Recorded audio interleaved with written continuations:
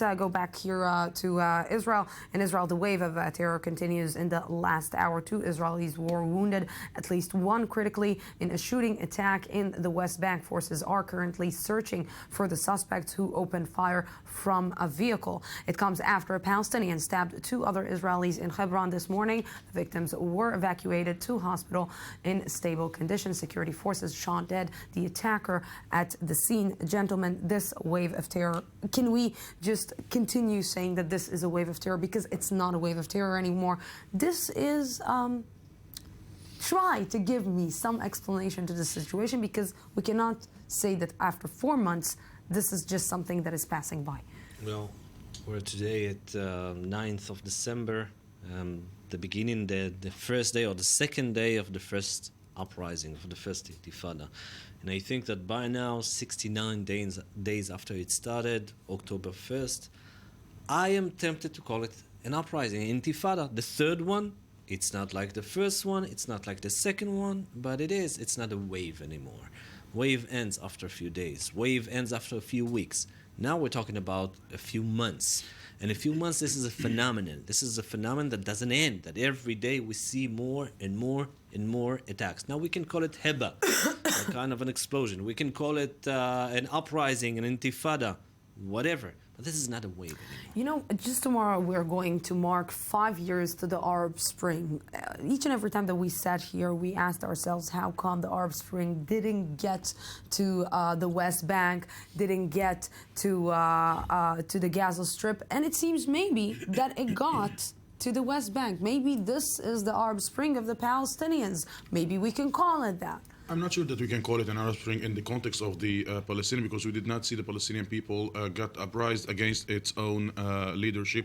Lucy, even the beginning of this wave, I tended not to... Although the popularity of Mahmoud Abbas is decreasing, and but we still are seeing people who are going out vocally against him. Yes, going down vocally, it's okay, but we did not see masses calling him to resign. We did not even see campaigns on the Facebook calling the Palestinian president to resign. There was one campaign.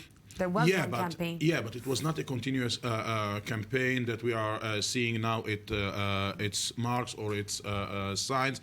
I want to continue. Avi, at the very beginning of this wave, I tended not to call the Intifada a wave, because I took the criteria that we saw in the first and in the second Intifada. A united leadership formed from the members of all Palestinian factions, guiding and dictating the order of the day, the declaration, the pamphlet, number 1, number 2, number 3, etc.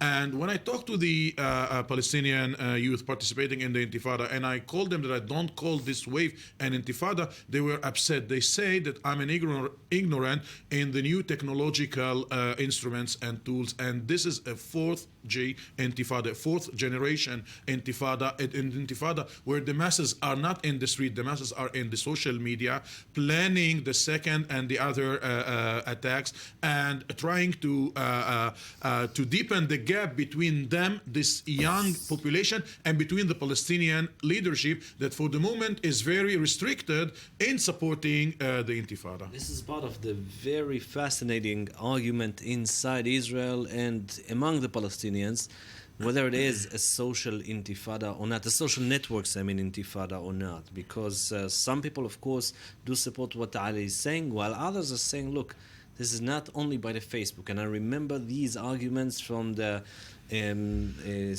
first revolution in Cairo, in Egypt, in January 2011.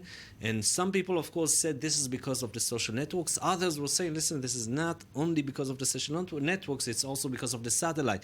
Here, it's not because of the satellite channels, but I believe that the social networks are part or some of the tools that are being used by the people, by the terrorists, in order to push the people to go and do more and more attacks. This is not the only tool, because we need to remember that some terrorists do not have Facebook, do not have internet in their houses. Yeah, but Lucy, one last note. In the first and second Intifada, we did not see girls participating in the throwing stones. We did not see girls and men dancing while confronting with the army. And this is a young generation Intifada that is also making a whole gap between the young generation and the older traditional generation that led the first and the second Intifada.